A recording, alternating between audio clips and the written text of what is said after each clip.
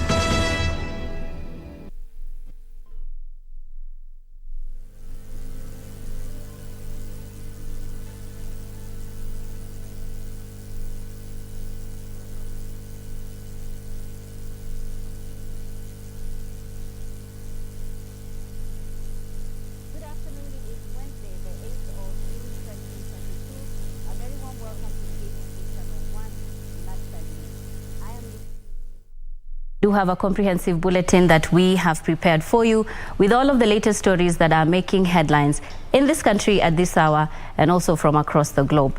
Many thanks for joining us. We begin on the political front, where Deputy President William Ruto has assured mitumba traders in the country of a conducive environment for their trade. Ruto, who presided over the Nairobi County Economic Forum, pledged to collaborate with the traders to ensure the textile industry in the country thrives. Having spent the last 2 days in Garissa and Wajir, the Deputy President last night presided over the Nairobi County Economic Forum. The Deputy President saying the mitumba trade has turned around livelihoods of millions of Kenyans and should not be demeaned. Ruto has assured mitumba traders in the country that if elected president, he will ensure there is a conducive environment for their trade. Lazima tuwe waangalifu kabisa kama watu wa Kenya, kwa sababu hii siasa ya madharau na kiburi ya watu wachache lazima tukomeshe kwa hii uchaguzi. Mimi nataka niwaambie wale wafanyabiashara wa mitumba karibu 2 milioni katika taifa letu la Kenya, ya kwamba hakuna vile biashara yao itapotea. Mimi nataka niwaeleze hiyo biashara yao kupitia kwa ile bottom up economic model. Hiyo biashara yao ndio itakuja iwe biashara ya cottage industry. The Kenya Kwanza presidential candidate has also pledged to engage the mitumba traders with a view of ensuring that the textile manufacturing industry in Kenya thrives. We want our business people in the clothing subsector, whether you call them mitumba or whatever you want to call them, those are the catalysts that will catalyze and will invest and will be the entrepreneurs that will grow our textile sector all the way to designer models in the Republic of Kenya. Ruto called on the Mandera residents to vote for leaders who have the interests of the northern frontier counties. Wewe mwananchi wa hapa Mandera, tunataka tukubaliane na nyinyi ili wewe mwananchi wa Mandera, wakati unaenda kupiga kura, yule ambaye unapiga kura akipata cheo, awe rais ama awe governor ama awe mjumbe, wewe mwananchi wa Mandera ambaye umepiga kura, wewe umepata nini? While residents in Mandera outlined their priorities on the improvement of agriculture and the empowerment of small businesses, their leaders, on the other hand, demanded for an end to extrajudicial killings that they claim are rife in the area. Hii maziwa tunafanya value change, hatuna vitu yake ya kutengeneza, ni kufanya tu kinyeji. So hizo mashini ya kufanya hiyo value change tunahitaji. 90% yao wanaendesha pikipiki ya wenyewe, si yao. Na mwenye pikipiki ikifika jioni anataka shilingi 800. Ukiingia, mimi kama rafiki yako ya miaka 15, I want you to bring a stop to extrajudicial killing. John Jacob Curia, Lunchtime News. Residents of Kajiado Central Sub-County are calling on the Kenya Wildlife Service to restrict elephants from invading their farms.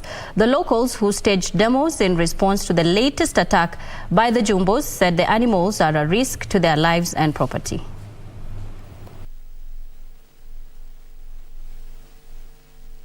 Parents, teachers and pupils of Lele Christian Primary School in Kajiado Central held protests after a herd of elephants invaded the school and destroyed the school fence, water tanks and piping infrastructure. The protesters called on the Kenya Wildlife Service to take swift action and restrain the animals to avert further destruction of human life and property. Shule haina maji, sisi wakaaji wa hii area hatuna maji. Na ujue hii ni msimu wa kiangazi. Ng'ombe hawana maji, watu hawana maji. Tunaomba tafadhali waje tupate kwanza compensation ya fence electric ambayo inaweza fukuza hawa ndovu, na pia hiyo pipe ya maji turekebishiwe. Residents say the constant invasion has impeded learning and left them fearing for their lives. In fact, sasa hivi ni kwamba watoto hawaji kwa ile saa ambayo inatakikana kwa sababu ya usalama yao. Na hata hivyo, hata jioni itabidi tuachilia watoto watoke mapema, na tumeambia wazazi wao wanakuja kuchukua watoto kwa sababu ya usalama wao. Kajiado County is prone to human-wildlife conflict due to its proximity to national parks. For Lunchtime News, I'm Jeritich Kiprano. And elsewhere, leaders of Boda Association of Kenya have vowed to support a presidential candidate who will have the interest of the operators at heart. Boda Association National Chairman Thomas Lesatin at the same time urged Boda operators across the country to vote in a government that will ensure prices of basic commodities are addressed. The Boda sector said it will persuade its members across the country to support a presidential candidate whose government will look into issues that will improve businesses and welfare of the youth who depend on Boda for a living. They also called on youths across the country to uphold peace and be vigilant of politicians who may want to use them to cause violence in the forthcoming general elections. Kura yetu iko intact. Motorbike ilikuwa between 70 to 100. Lakini sasa motorbike inauzwa up to 150,000. Hakuna kijana ambaye ana afford hiyo kitu. Tuko na shida mingi sana kama loans, atu afford hizo pikipiki. Tunaomba ile serikali ambayo itaingia, ile ita negotiate na sisi kwamba hiyo reduce ya motorbike iweze kukuja chini. Bei ya mafuta irudi chini. Kama sio hiyo, sisi watu wa bodaboda kura yetu itakuwa intact mpaka tuongee na sisi. Vijana wetu wa bodaboda Kenya mzima chini ya umbrella bodaboda association kwamba tuimise amani. Na sisi kama jamii ya bodaboda tumesema sisi hatuna ukabila, lakini vile vile hakuna kacheli yoyote ambaye sisi ametubebea kura. Ule mtu ambaye tungehitaji wao pia wakuje na watueleze ya kwamba watatufanyia nini kama vijana, kwa sababu naona ushumi imekuwa mbaya. Mafuta imepanda, mapikipiki zimepanda. Kwa hivyo tungehitaji ule mtu ambaye atakuja kusema tunawafanyia hivi na tuone maisha yetu ya kesho itakuwa mzuri.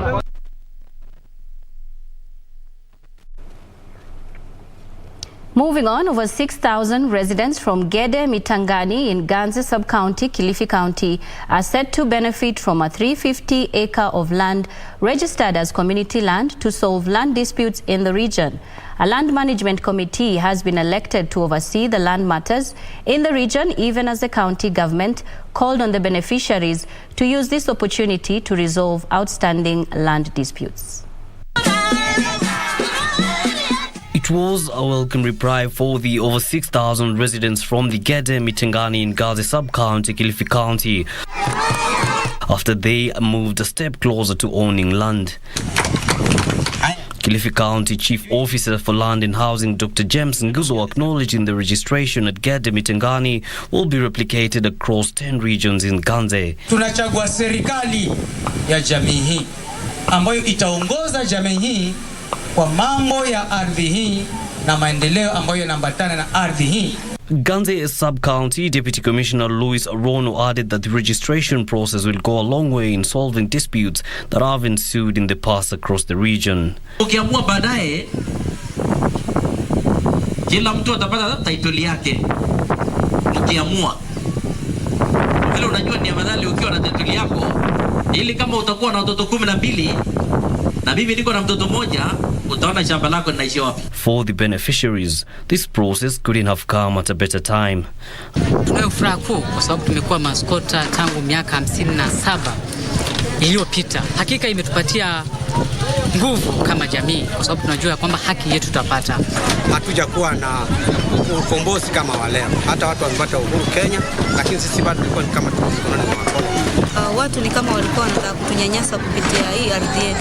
Lakini tunashukuru kwa sababu hili zoezi tumekuwa na matumaini kwamba kuna matumaini mbele. Hisufar reporting for Lunchtime News.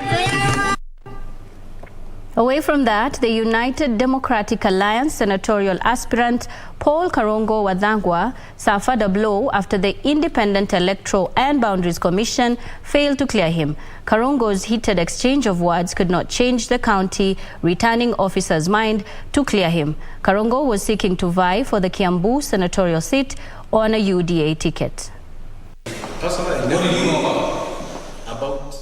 This was the situation yesterday evening in Kiambu.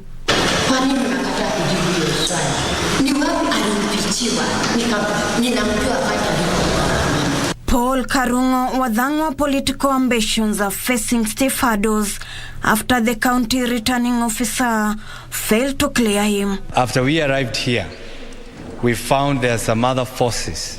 There are people from above who are making calls and ordering around the CRO from clearing me. When he asks for a reason why, they don't know, they don't have a reason why they're not clearing me. When we press that question harder, we are told that there was a press release. So we are wondering whether somebody can read a newspaper and then communicate to a candidate, we are not going to clear you because I had something about you. And it was a reprieve for leader of majority in the County Assembly of Nairobi, Abdi Ibrahim Guyo, after he was cleared to vie for the position of governor in Isiolo County. Guyo will face off with former Governor Godana Dayo, former Ethics and Anti-Corruption Commission CEO Halake Wako, youthful businessman Kenneth Turibu, and Hussein Tene Dabaso. Wamefanya kazi yao na njia nzuri sana. Inaonyesha IBC imejipanga mzuri sana na tunaona mipango ya kura wameweka mikakati ambayo inafaa na tunawapongeza kwa hiyo mambo. Tunaambia wenzetu ambayo tunashindana na hawa, tuhakikishe kuwa tuuze sera, tuhakikishe kuwa amani na dumu, na mwenye atashinda basi ni Mungu ndiye atakuwa amehamua kati yetu. Elsewhere, former Magarini Member of Parliament has been disqualified by IEBC for failing to have proper documents to enable him to vie. Noti was locked out and will not be in the race as only 6 candidates were cleared to contest for the race to succeed Governor Emerson Kingi. So far, the exercise has gone on very well. We have not had any complaints. We have not had any violence.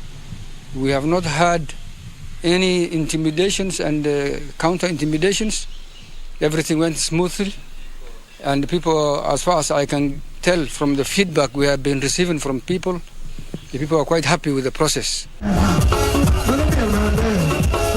Finally, Senate Minority Leader James Sorengo will face off with 3 opponents for the Siaya gubernatorial seat as IBC concluded the clearance process in Siaya. But by the grace of God, we have fastened the ballot paper. I'm saying this because, even when I first ran in Parliament for Uganda constituency, again, the same thing happened. Among the candidates to face the veteran politician will be UDA candidate Millicent Adhiambo Oduor, who was given a nod to vie after IBC tribunal in Nairobi cleared her after looking for an alternative running mate.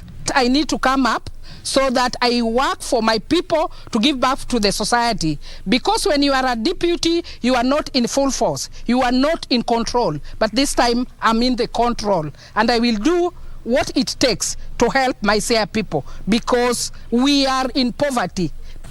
Ruth Wamboy for Lunchtime News. And a section of residents of Kawangware in Nairobi County is calling on county government to close down a dump site in the area, saying it is a health hazard. The locals say they are mounting health problems associated with the Msalaba dump site, urging authorities to also probe the type of waste being dumped there.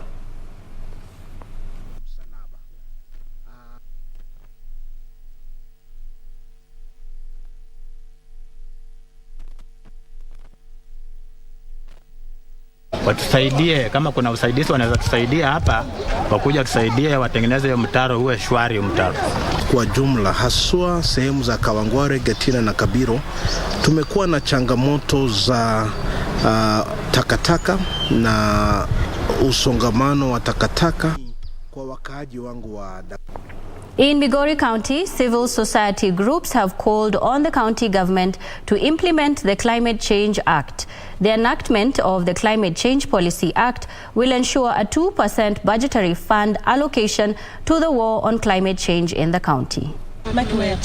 In a two-day climate forum on matters concerning devolution and climate change, the effects of climate change and its impacts were given heavy consideration. Migori County Deputy Director, National Environment Management Authority, NEMA, Samson Ochwere, said if the relevant authorities and climate change organizations do not put much consideration to adopt the set policy frameworks like the County Integrated Development Fund and Climate Change Acts, the country may be harshly affected by the effects of climate change. How do we mainstream this climate change into the various sectors that are captured as devolved functions within the county? And it is important that the county government does this as required by law, that is under the Climate Change Act, and also for the good of the people of Migori County.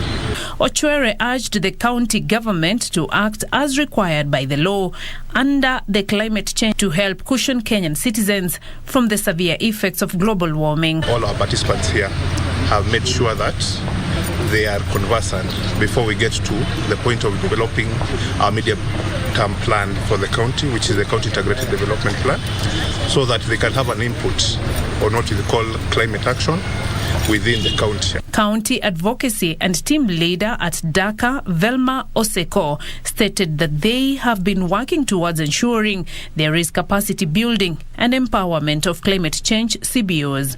So we are waiting to see when the budget comes out, have they incorporated the actions that the communities have forwarded to them. The vice chairperson of the Migori Civil Society, Titus Orwa, urged the community to fully participate in the climate change matters so that they can push the county government to act on climate change policies. The next financial year, we want to see whoever will be managing will be the chief executive of the county, that is the governor, to ensure that one, the allocation of 2% is in the budget. Beatrice Getonyenge-Tich, Lunchtime News. Interior Cabinet Secretary Dr. Fred Matiang'i has affirmed the government's commitment to secure the cyberspace in the wake of rising cases of cyberbullying and abuse of social media. Speaking during the launch of the Cyber Security Strategy 2022-2026, Matiang'i expressed optimism that the policy document will help in combating cyber threats. Interior Cabinet Secretary Dr. Fred Matiang'i was in Naivasha, Nakuru County to open a cyber security workshop. Speaking during the event, which brought together cyber security experts and stakeholders, Matiang'i noted the progress the country has made in the uptake of technology. Growth in technology and growth in investment in technology has been phenomenal. I mean, whether you look at the mobile money transfer, where we have hit about 6.8 trillion in terms of transfer from where we were nearly 1.9 trillion 10 years ago. Whether you look at the number of mobile phone subscribers, whether you're looking at the amount of business that's transacted digitally, it is abundantly clear for us that this is an environment that is growing and growing rapidly. According to the CS, the growth has unfortunately led to a surge in cyber threats, with perpetrators striving to always be a step ahead. A future nightmare, because this is where very sophisticated and dynamic crime is going to occur. And this is the space where, as I said, creating a very sustainable infrastructure for policing is difficult, not just to our government, but to governments around the world. The situation is, however, bound to change as the government, in collaboration with private sector players, is developing a national cyber strategy dubbed the Cyber Security Strategy of 2022 to 2026. Developing a national cyber security strategy, quite frankly, is a big step in ensuring that the cyber environment that we operate in and we're going to operate is secured, and that we are acquiring capabilities to secure it for ourselves, for our economy, for our society, and for future generations. The workshop offers a platform for stakeholders to validate the draft of the strategy, which is aimed at, among others, protecting the integrity of the country's data systems from hackers and saboteurs. For Lunchtime News, I'm Safin Aching Ouma. Elsewhere, about 6,000 young people in Nairobi County have benefited from Phase 3 of the National Hygiene Program dubbed Kazi Mtaani. The program is set to benefit the most vulnerable youth in the 8 sub-counties to cushion them and offer them a source of income.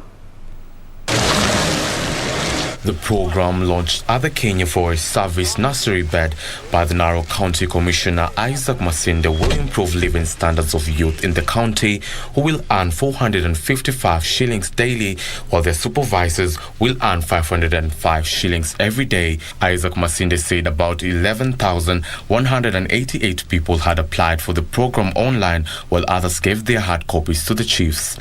Tumepewa slots. Zile slots ambazo tumepewa wale ambao watakuwa wanafanya kazi, tumepewa slots 5,989 wale ambao watakuwa wanafanya kazi, the workers in Nairobi County in 30 wards. Msiseme tu ni hapa peke yake. Alafu wale ambao watakuwa wasimamizi ama supervisors tulipewa 102, watakuwa 102. Those recruited will also benefit from a session of trainings which will include health, finance, cultural and government programs available to boost them financially. Planting trees, cleaning drainages and collecting garbage are among the duties the youth will be assigned to.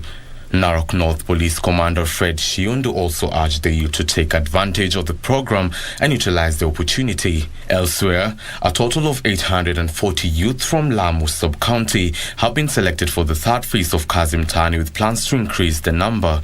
Deputy County Commissioner Philip Olo has urged the youth to engage more in development endeavors and shun the use of drugs for the betterment of their lives. Ujumbe wangu kwa vijana ni kwamba wajitokeze, kwa sababu hii ni program ya serikali haswa inaangalia vijana ambao hawana kazi. So wajitokeze wote, kuna nafasi, serikali imetoa nafasi ili wakuje wafanye hii kazi. The youth lauded the program, saying it will help improve their living standards. The program is spearheaded by the state of... Mimi kama mama, kazi hii itanisaidia kwa familia yangu kuangalia, kuongeza pia kipato kwa nyumba. Bwana kileta nusu na mimi nitaongezea na tutaendelea kimaisha. The program is spearheaded by the State Department of Housing and funded by the Government of Kenya.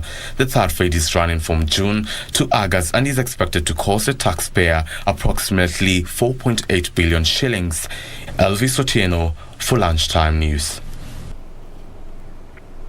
Away from that, 2 girls who were defiled and killed in Makueni have been laid to rest in their home in Boni, Makueni County. The minors went missing on Saturday, only for their bodies to be found dumped in a house of a man whose locals later accused of committing the crime. A somber mood engulfed a village in Booni as residents bid farewell to 2 minors whose lives were cut short by an alleged sex predator.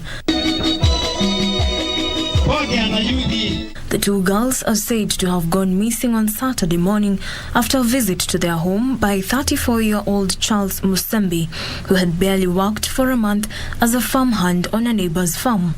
The minors, who were under the custody of their sickly uncle, are said to have been lured by Charles to his house where allegedly defiled and killed them. At the funeral, parents were urged to closely monitor their children to avert a repeat of the deadly act. Wazazi wa Mboni na sio Mboni, hata Kenya mzima na Makueni yote, wazazi tunafaa tushughulikie watoto wetu. We should not trust our strangers with our children. Kama hizi zimekuwa juu kwa miaka kadhaa, tuwezi sema kwamba ni wazazi peke yao, sana sana wa mama, lakini tunaomba hii kuwe ni kama ni collective responsibility ya wazazi wote. The residents further urged the government to offer job opportunities to the youth to stop them from indulging in drug abuse and criminal activities. Jacqueline Masharia for Lunchtime News. Moving on, parents and learners in Mwalimu Farm, Ruiru Sub-County are all smiles after a new public primary school opened its doors for pupils in the area. Mwalimu Farm Primary School was constructed by the national government in collaboration with the Ruiru NGCDF. The school is meant to decongest public schools in the area.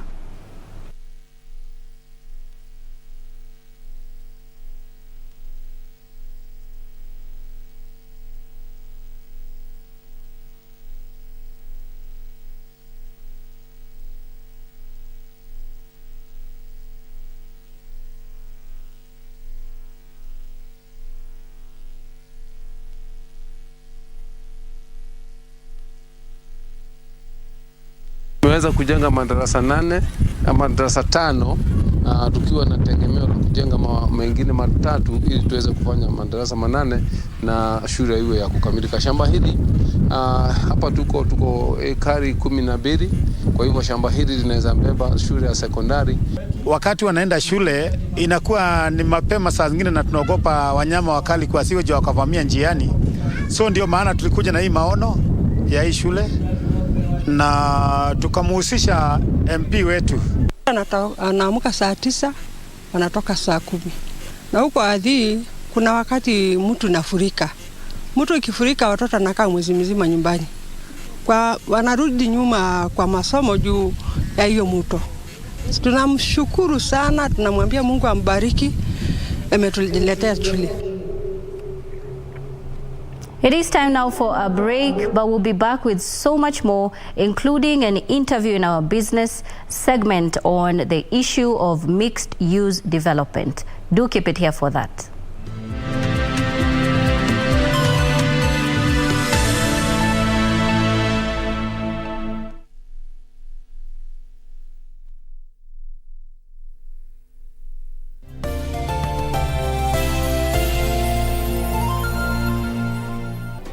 Do you have a news story to share with KBC? Get in touch swiftly on email news@kbc.co.ke or call 0723-892-654 or 0734-780-124.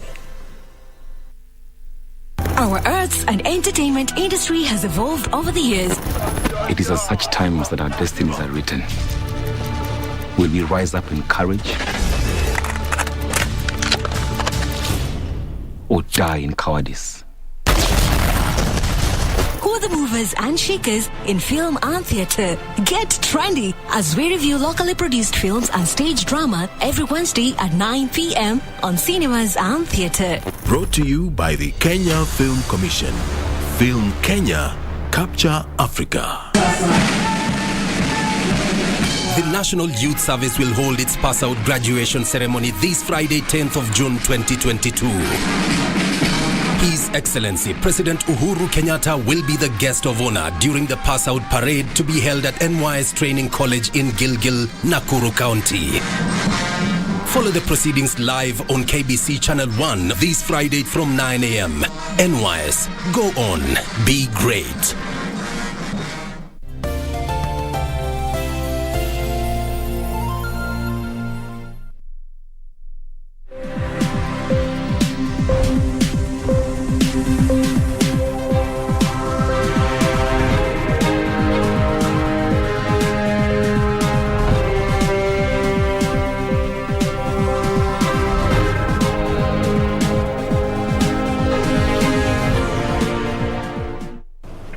Welcome back. It is time now for business.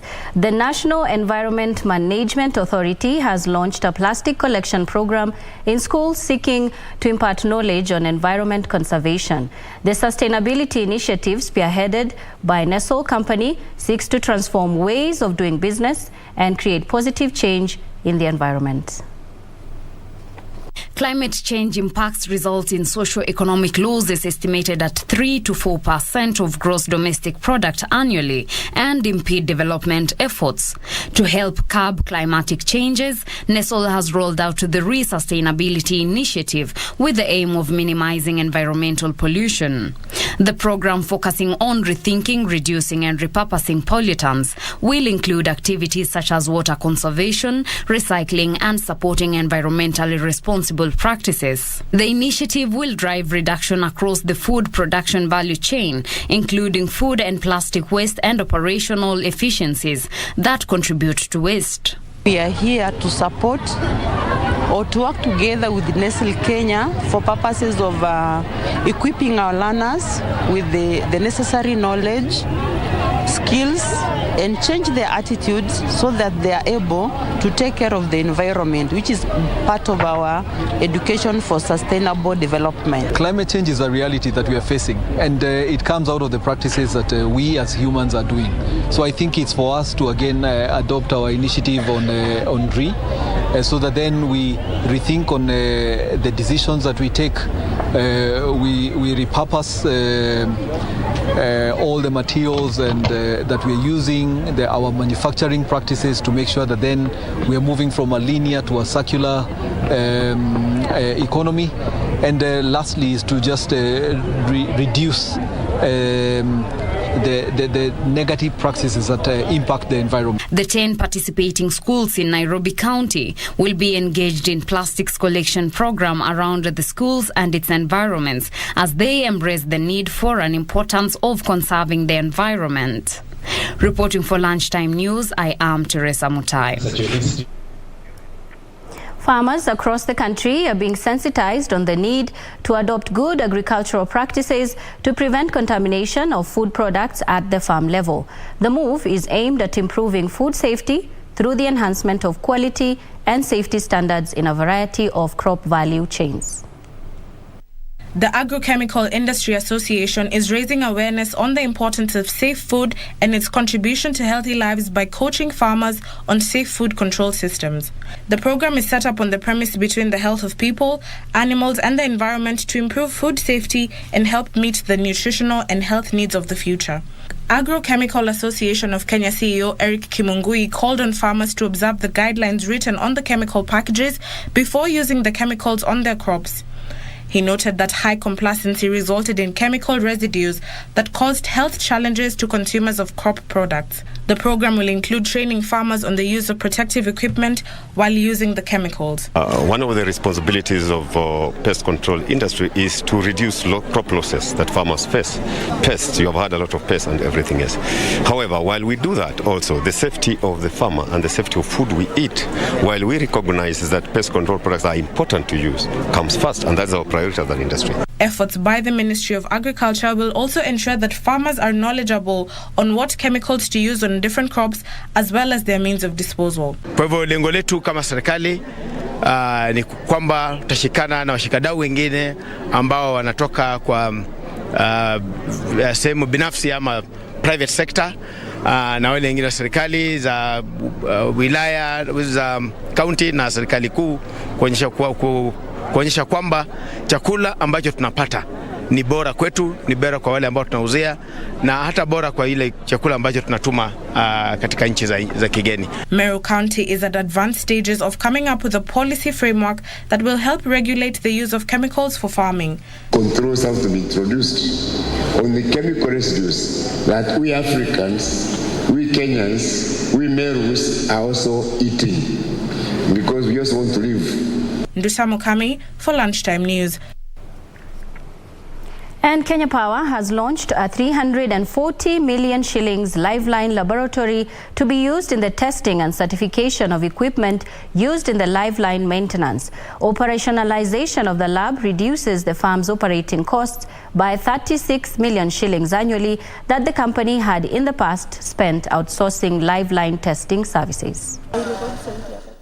Data from the Energy and Petroleum Regulatory Authority (EPRA) indicates that power interruption in Kenya takes up to 7 hours against a global average of 1.36 hours, costing the economy millions of shillings. What we used to have before, when we wanted to do minor maintenance on our lines, we used to switch off the whole line.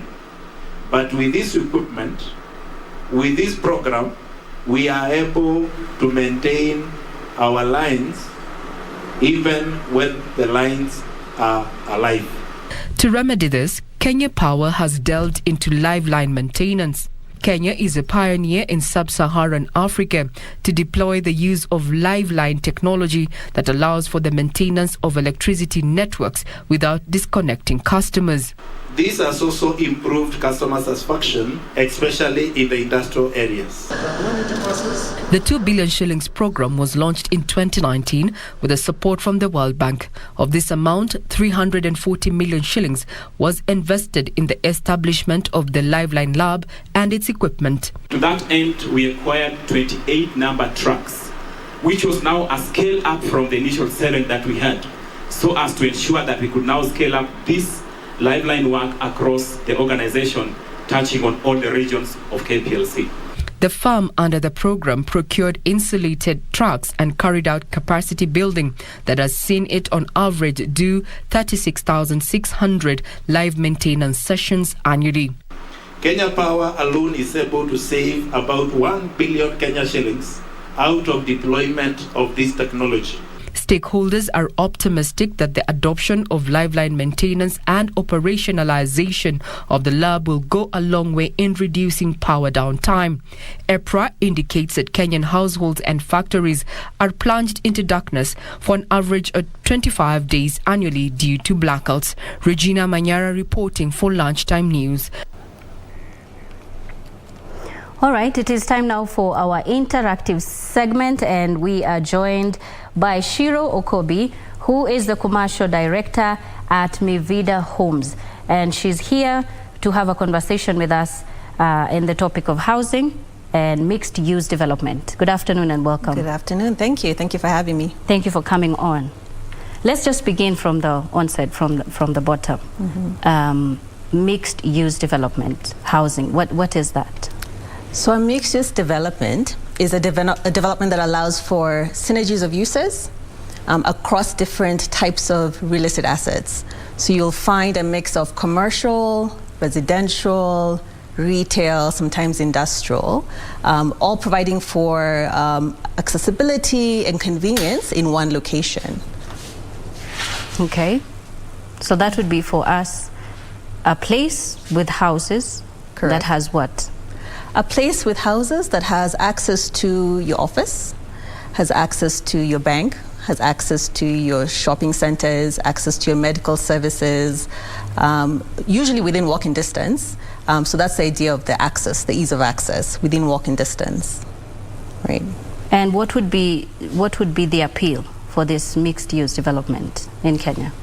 So one of the primary appeals, at least in Kenya, is obviously the reduced need of vehicles. When you have everything within access, easily accessible, is convenient to you, there's that lower dependence on vehicles, and inherently creates a more active, healthy lifestyle because you're walking everywhere. I think it also allows for a segment of the community to be able to gather to where they live, where they work, where they play, creating that more community sense, more of a vibrant community. And what you find also with mixed-use developments, the developers behind these types of developments are normally of a higher caliber.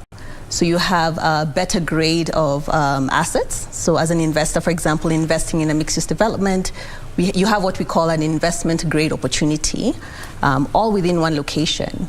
Another great offering with mixed-use developments is through the synergies, you can take advantage of some of the dependencies you find between the different assets. So for example, if you have your office next to your residential, you have your immediate tenant demand right there. So for an investor, that's a great offering. You're able to play into the yield, having that access to your tenant demand. Mm-hmm. Okay, so we're coming out of a pandemic, kind of a post-pandemic era. Mm-hmm. And how is the housing sector picking up after the coronavirus pandemic?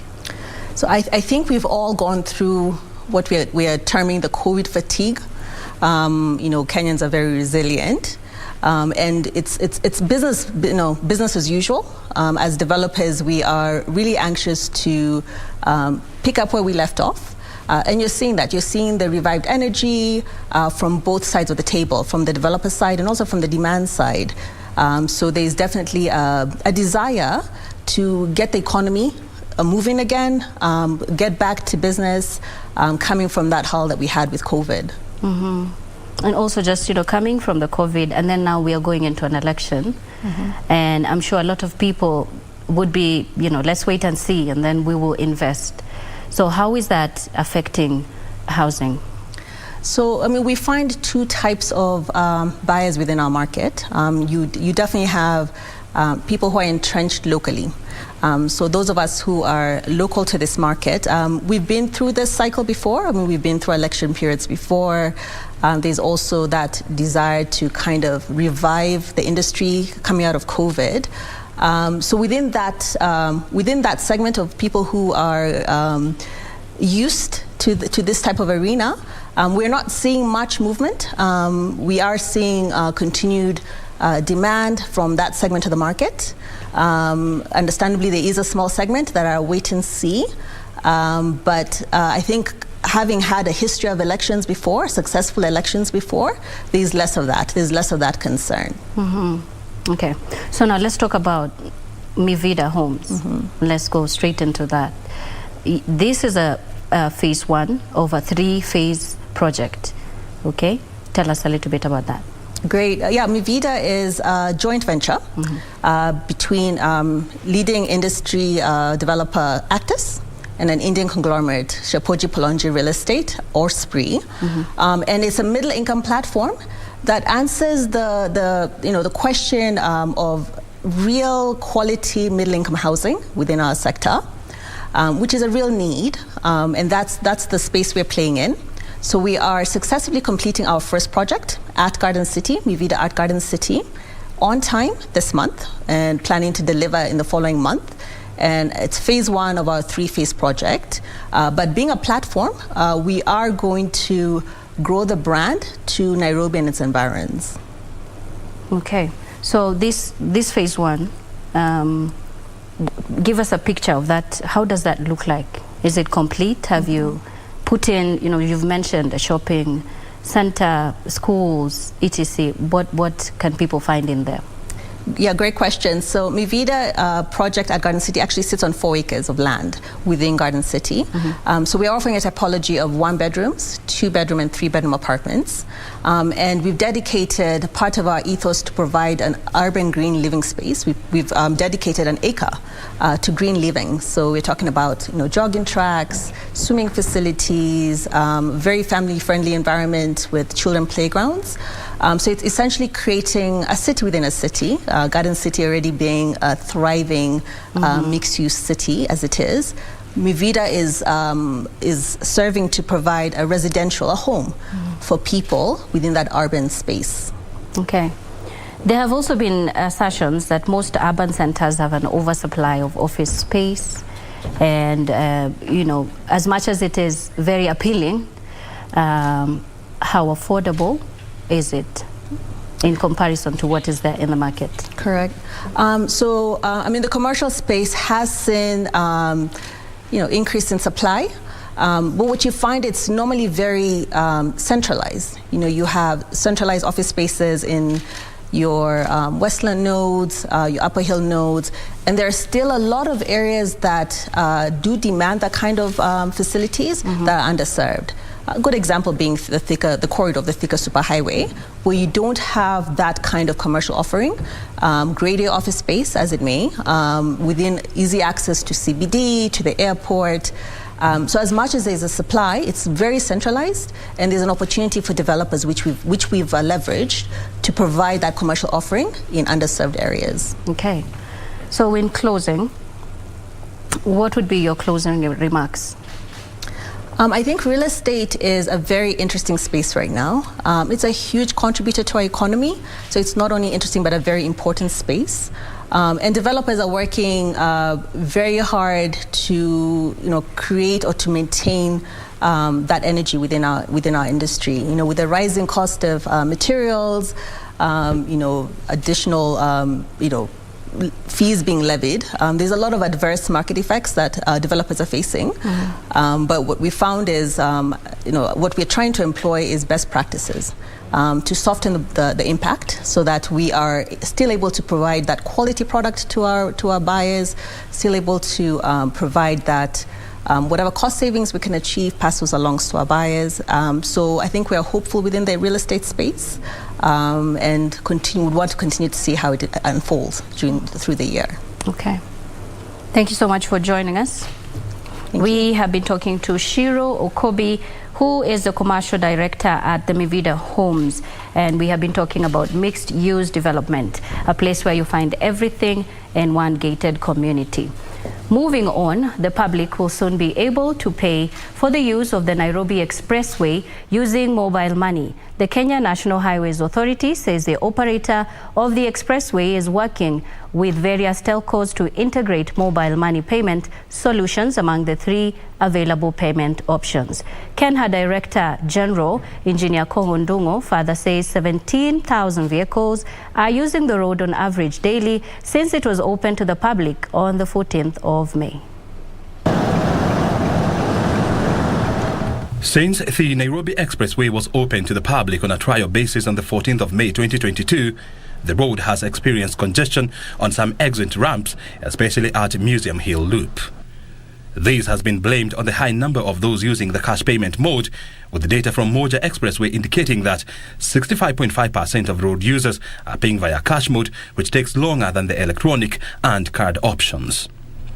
According to the Moja data, electronic toll collection option is the second popular mode of payment, accounting for 25.8% of all payment.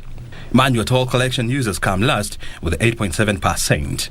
The Kenya National Highways Authority Director General Engineer Kohondungo says to boost the number of electronic toll collection and manual toll collection centers, Moja Expressway plans to roll out more payment centers to complement the current 2 available, which are based along Mombasa Road and Lavington. And we are encouraging most of the motorists, if not all of us, to migrate from cash payments to electronic payments.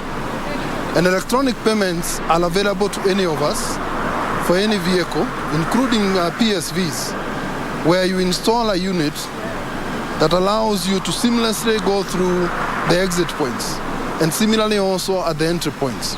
Kenha and Moja engineers are redesigning the Kenyatta Avenue Uhuru Highway Junction to erect another exit ramp towards the Central Business District and Valley Road.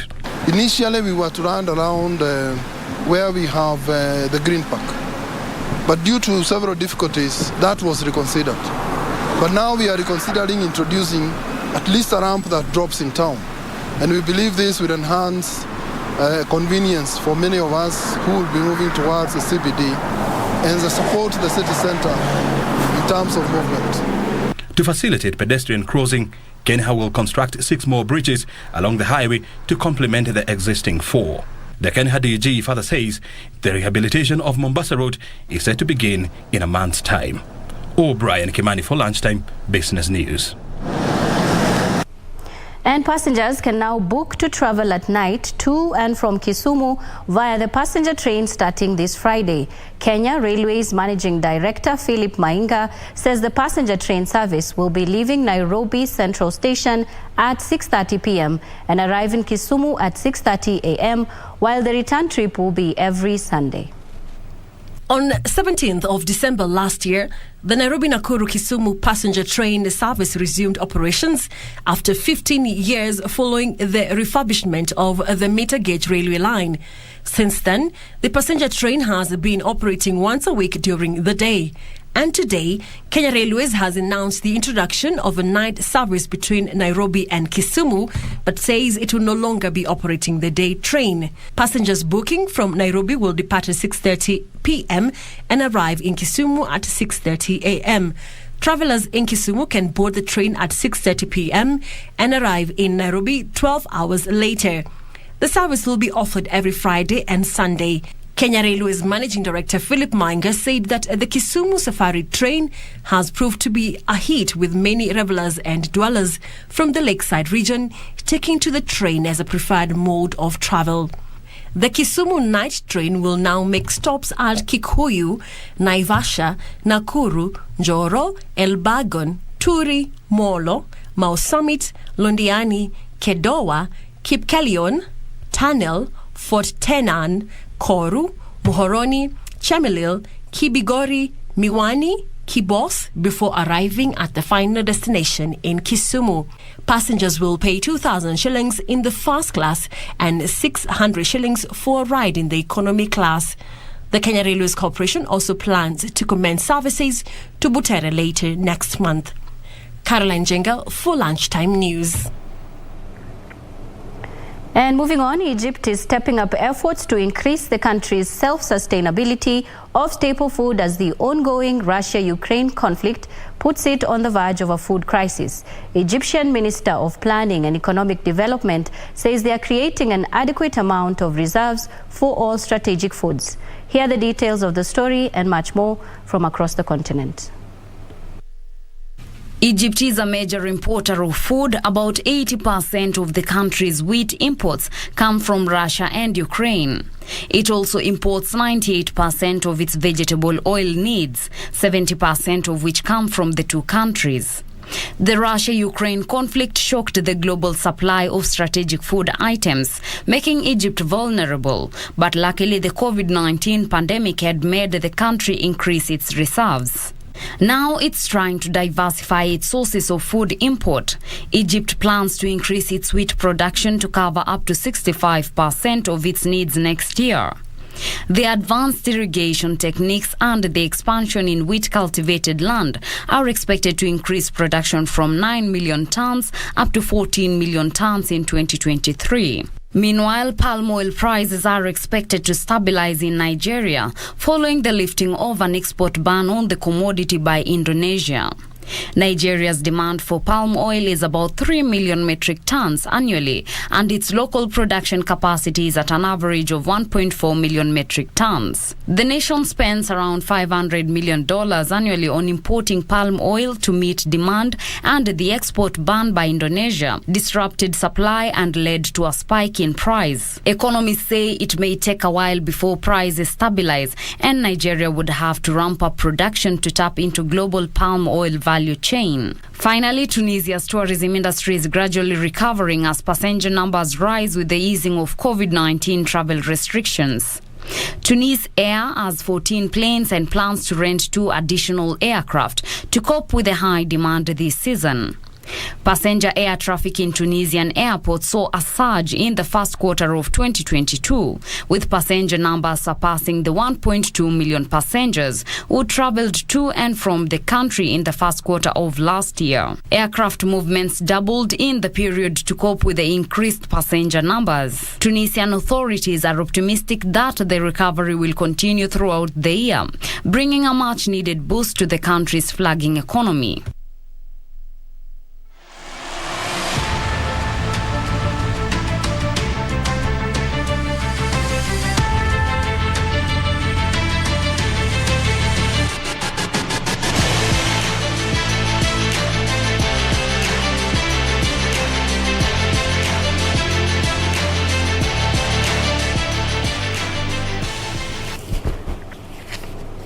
Now on to the day's sports, where Liverpool star Sadio Mane scored a penalty 8 minutes into added time to give Senegal a dramatic 1-0 win over heartbroken Rwanda on Tuesday in 2023 Africa Cup of Nations qualifying.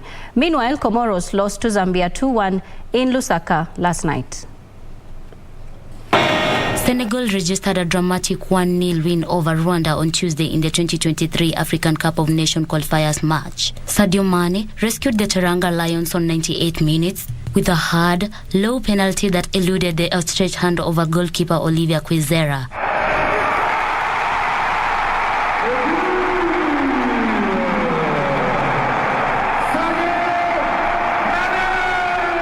Mane has starred in the first 2 matches for the title holders, scoring 4 goals, including a match-day 1 hat-trick against Benin. Despite the huge rankings gap, Senegal took no chances against the Rwandan team, who have qualified for the Cup of Nations only once in 13 attempts. Elsewhere, Kings Kagwa rifled a free kick into the net on 88 minutes to give Zambia a vital 2-1 win victory over Comoros in Lusaka. Former African champions Zambia achieved success the hard way, coming from behind in a fast tempo, foul-riddled regional showdown. Comoros wasted several early second-half chances to get in front again as Kagwa snatched a deserved victory. Comoros look to steal in some terrible communication, and there is certainly an opportunity at goal, and it is excellently taken by the scene. In the Europa League, Harry Kane's late penalty gave England a Nations League draw in Germany as he became the only second man to score 50 goals for his country. Meanwhile, European champions Italy beat Hungary 2-1 to move top of Nations League Group A3. England captain Kane sent Germany keeper Manuel Neuer the wrong way from the spot with 2 minutes left as a VAR review ruled he had been brought down by Nico Slotterback. It was a goal that gave England their first point in the tournament after defeating Hungary on Saturday and moved Kane into second place in the all-time record standings. Him and that, and again he keeps his cool. 58. Moving ahead of Sir Bobby Charlton to sit only 3 behind Wayne Rooney. England looked to be going down to their second defeat but came to life late on in Munich after going behind to Jonas Hoffmann's deflected 50th minute shot and will now look to build on this result when they face Italy at Molineux on Saturday. In other matches, Italy secured a 2-1 draw over Hungary while Finland secured a 2-0 win over Montenegro. Tonight, Belgium will play Poland, Wales play Netherlands, Republic of Ireland to meet Ukraine, while Scotland tackles Armenia. Lines and it falls to Kimmich.